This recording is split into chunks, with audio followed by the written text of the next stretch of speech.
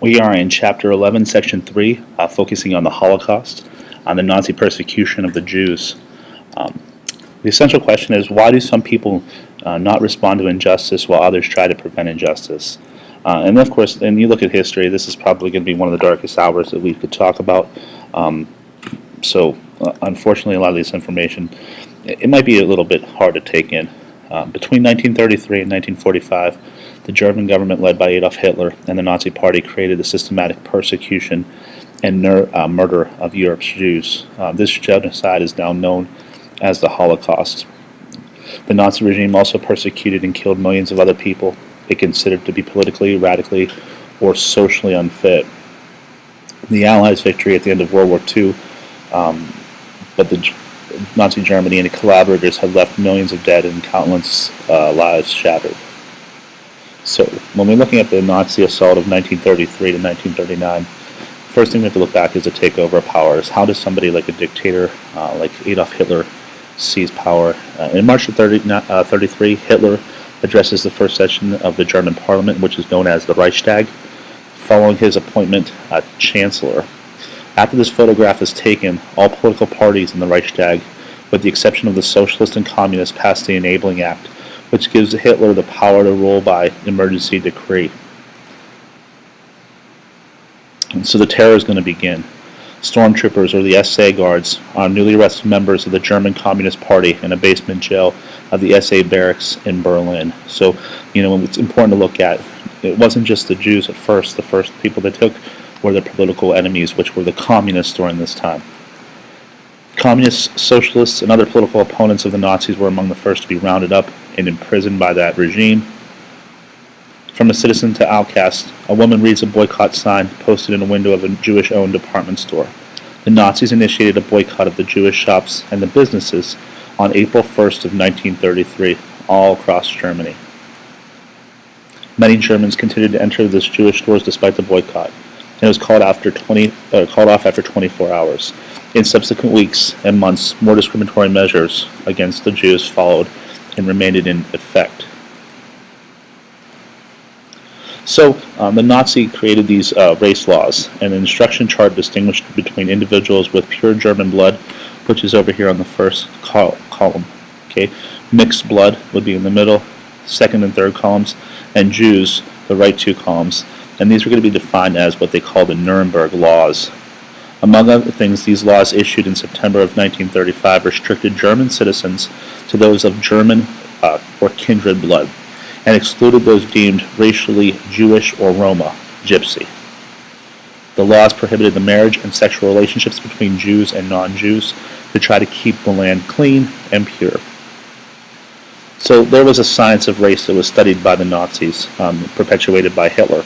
And members of the Hitler Youth received instruction in racial hygiene as a Hitler Youth training facility. The Nazis divided the world's population into superior and inferior races. According to their ideology, the Aryan race, to which the German people allegedly belonged, stood at the top of this racial hierarchy. The Nazi ideal then, of course, was a neurotic type, displaying blonde hair, blue eyes, and a tall structure. Again, when you think about Adolf Hitler, it doesn't really describe a lot of what comes to mind through pictures. So they're going to come up with and create the thing called the Night of Broken Glass, which is basically a rebuttal for any type of Jewish crime. Residents of Rostock, Germany, view a burning synagogue in the morning of Kristallnacht, which is the night we call the Night of Broken Glass. It was on November 9th and 10th of 1938, and the Nazi regime unleashed an orchestrated anti-Jewish violence across all of Greater Germany. Within 48 hours, synagogues were vandalized and burned. 7,500 Jewish businesses were damaged or destroyed. 96 Jews were killed, and nearly 30,000 Jews and men were arrested and sent to concentration camps. Jews were classified as enemies of the state, within these concentration camps, they were colored triangle badges identifying the various prisoners categories, and you could see the image of the roll call at the Birkenwald concentration camp. Although Jews were the primary targets, the Nazis also persecuted the Roma, the Gypsies, persons with mental and physical disabilities, the Poles for radical ethnic or national reasons. Millions were more included homosexuals, Jehovah's Witnesses, Soviet prisoners of war, and political dissidents. They also suffered oppression, and death. So, search for refugee. Jews in Vienna waited in line in this picture at a police station to obtain exit visas. Following the incorporation of Austria by the Nazi Germany in 1938, the unleashing of a wave of humanitarian terror, confiscation, many Austrian Jews attempted to leave the country. But before being allowed to leave, these Jews were required to pay an exit visa, so they had to pay a large sum of money in the form of taxes or fees. This is an image of an American response, which the government policies in the 1930s made it difficult for Jews to seek refuge and settle in the United States. So in May of 1939, the passenger ship, the St. Louis, seen here before departing Hamburg, sailed from Germany to Cuba, carrying 937 passengers, which most of them were actually Jews. Unknown to the passengers, the Cuban government had revoked their landing certification, and unfortunately the U.S. government denied permission for these passengers to enter the U.S., so the St. Louis returned to Europe. Some 250 of these refugees would later be killed in the actual Holocaust. So to put into perspective of what's happening here as we go further, this is a map to see.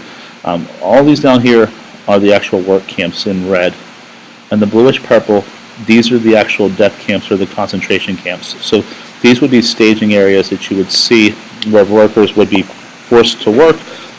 Those who survived or those who broke any kind of rules or did not work at the level the Nazis expected were then sent to these different concentration camps, with the most popular, probably from memories, is Auschwitz-Birkenau right here, and of course Poland.